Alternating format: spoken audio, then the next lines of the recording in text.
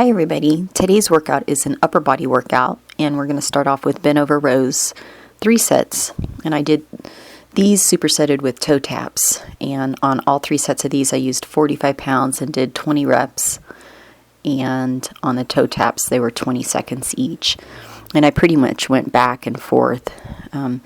This is after first workout after I told you the bicep workout. I had taken 2 weeks off, so I wanted to just start with a whole upper body workout and not train real heavy, just to kind of ease back into it. I did get sore from this workout, and these are the toe taps here,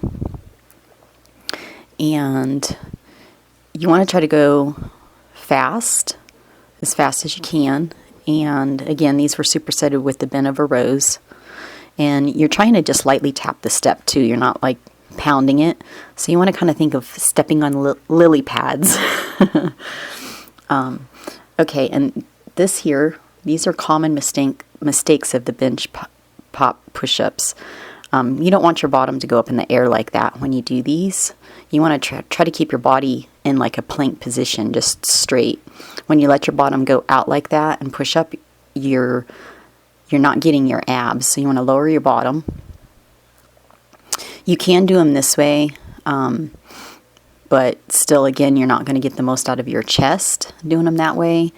You want to be over top of it where you're aiming your chest to the edge of the bench, and see how my body's in a straight line here. So if you can't do the pop, you can just do regular push-ups off the bench like that. And here is an actual set that I did, and these were 20 seconds, and these were supersetted with Walkie planks, both of them 20 seconds. But you want to try to keep your body in a straight line, and your abs are what do that, your core.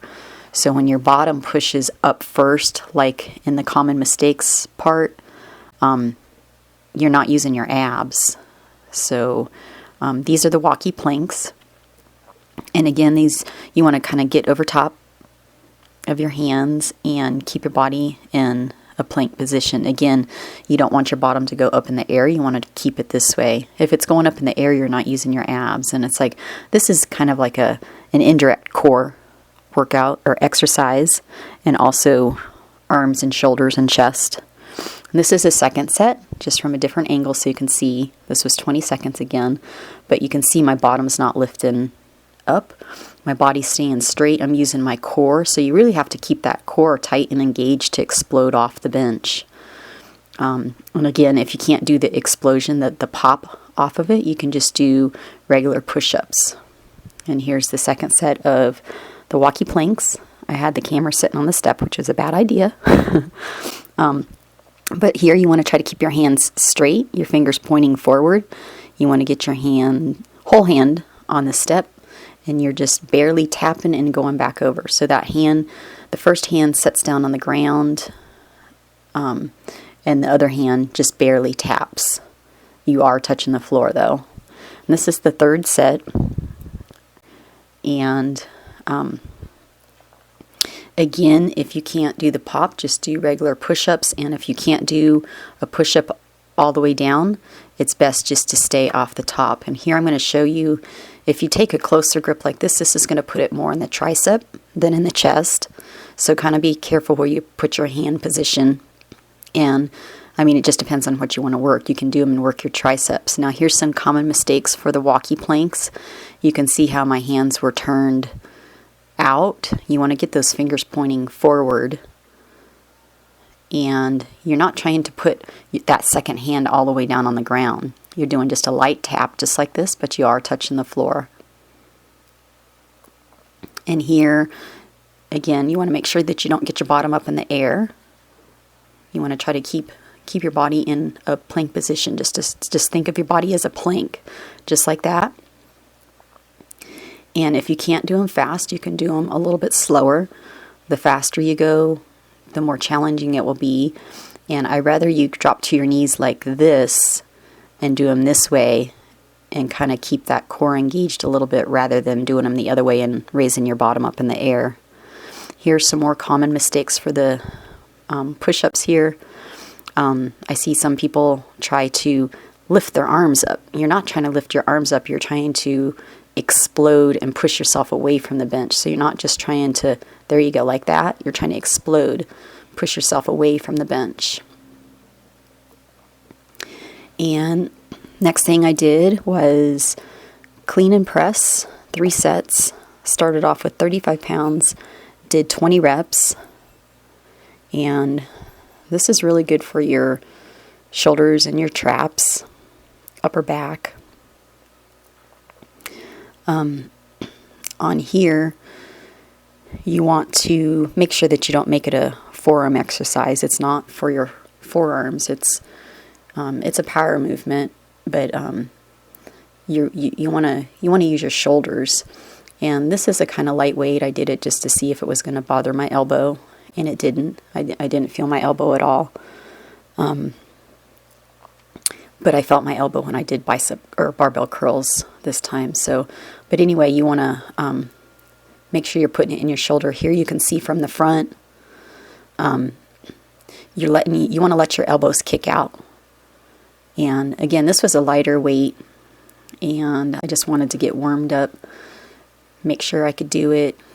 And the heavier you go, you can kind of start to use your hips to drive that bar up. And you can use a pop in your knees to get the press up.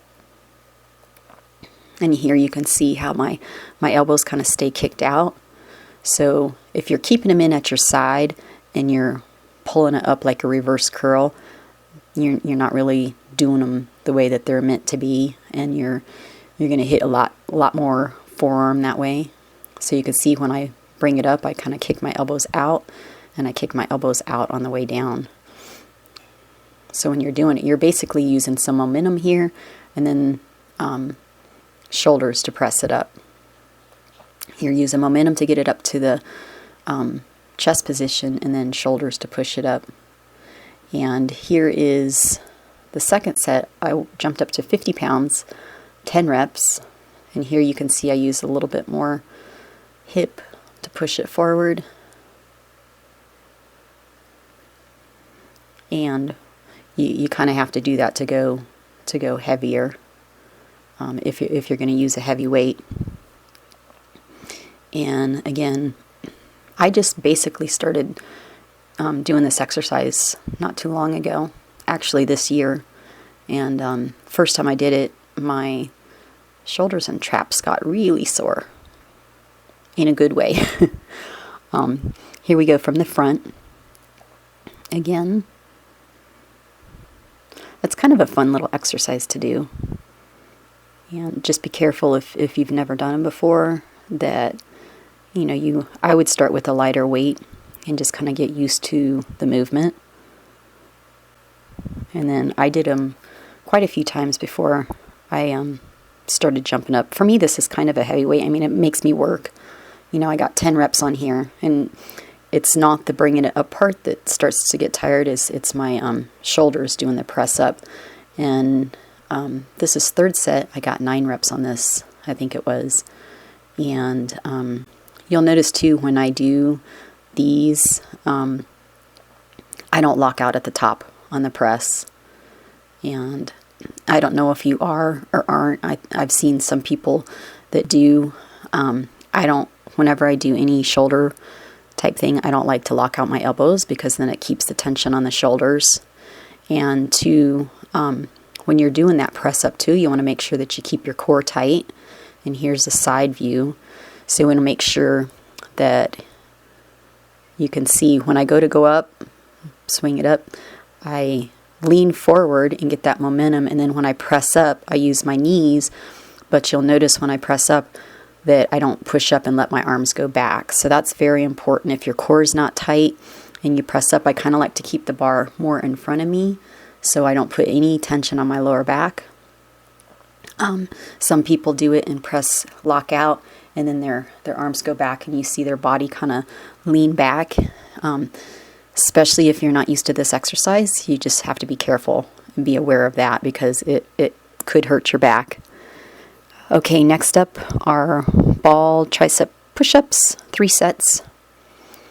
And I did about 6 to 7 reps on each set. I did as many as I could. I might have even done 8, but each set it got to where it was harder to do, as many reps. So just do as many as you can on that. And these are some modifications here. These are on your knees, and you're basically doing the same thing. And then you can go up to a ball and do on your knees. Make it a little harder because the ball is unstable compared to the floor. So this will make it a little bit harder than just doing them off the floor. And then you can also do off the floor with your feet. So this will make them harder than the ball. And right here, I did some barbell curls, or should we say tried to, and I couldn't. My elbow was hurting on those this time, so I couldn't do those. So I did this exercise here. These are FM cable curls, and these are some common mistakes. And you can see how when I'm curling in, my elbow is moving and coming forward, and right there my wrist curled in.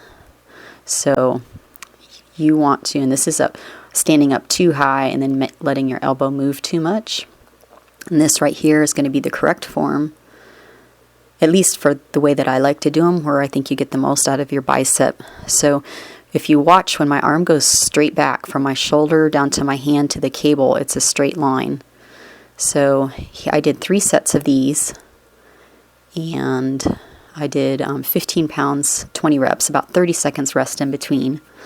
But you'll notice here that, watch, when my arm goes straight, everything from my shoulder down to my elbow to my hand to the cable is all in a straight line.